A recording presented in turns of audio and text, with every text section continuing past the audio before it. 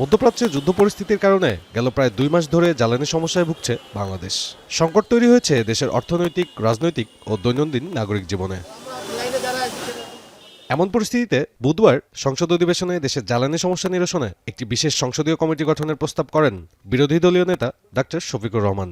এই বিষয়টাকে totally address করার জন্য এবং একটা টোটাল সলিউশনের জন্য যদি সরকারি দল ফিল করেন যে আমরা একটা কমন কমিটি করব।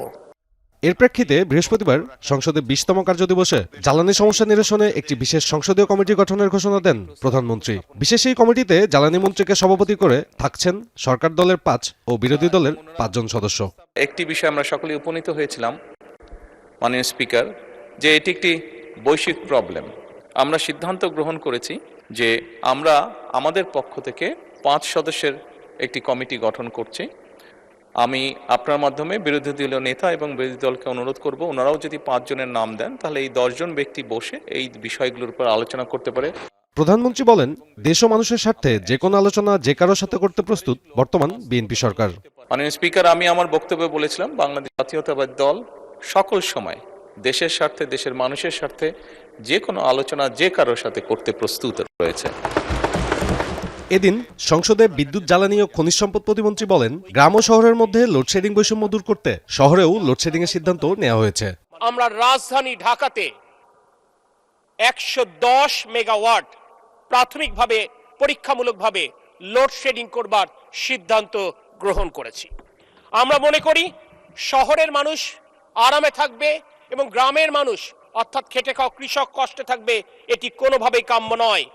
বিদ্যুৎ, জ্বালানি ও খনিজ সম্পদ মন্ত্রী ইকবাল হাসান মাহমুদ টুকু বলেন, দেশের কৃষির কথা চিন্তা করে 1 মে থেকে সার কারখানাগুলোতে নিরবিচ্ছিন্ন গ্যাস সরবরাহ করবে সরকার। যদিও বিদ্যুতের উৎপাদন আমাদের ক্ষতিগ্রস্ত হবে, তারপরে দেশের কৃষির কথা চিন্তা করে আমরা 1 তারিখ থেকে ফার্টিলাইজার ফ্যাক্টরিতে গ্যাস দেওয়ার সিদ্ধান্ত নিয়েছি। এদিকে সংসদ অধিবেশনে বিরতিতে চিফ হুইপ নুরুল ইসলাম মনি বলেন, বৈশ্বিক কারণে দেশে সৃষ্ট সমস্যা সমাধানে একযোগে কাজ করবে সরকারি দল ও বিরোধী দল। অত্যন্ত একটা ঐতিহাসিক দিন আজকে বলবো বাংলাদেশের সংসদীয় ইতিহাসে, আর কখনো এই ঘটনা ঘটায় যা আজকে ঘটেছে। জ্বালানি সমস্যা নিরসনে সংসদীয় বিশেষ কমিটিতে রয়েছেন জ্বালানি মন্ত্রী ইকবাল হাসান মাহমুদ টুকু, প্রতিমন্ত্রী অনিন্দ্য ইসলাম অমিত, লক্ষ্মীপুর 4-এর আশরাফুদ্দিন নিজাম, শরীয়তপুর 3-এর মিয়া নুরুদ্দিন অপু ও মানিকগঞ্জ 2-এর সংসদ সদস্য মইনুল ইসলাম খান শান্ত। বিরোধী দলের ঢাকা 12-এর সাইফুল আলম খান, ঢাকা 16-এর আব্দুল বাতেন, চাঁপাইনবাবগঞ্জ 3-এর নুরুল ইসলাম, সিলেট 5-এর আবুল হাসান ও কুমিল্লা 4-এর সংসদ সদস্য মোহাম্মদ আবুল হাসনাত। সাব্বির রোজ, এখন, ঢাকা।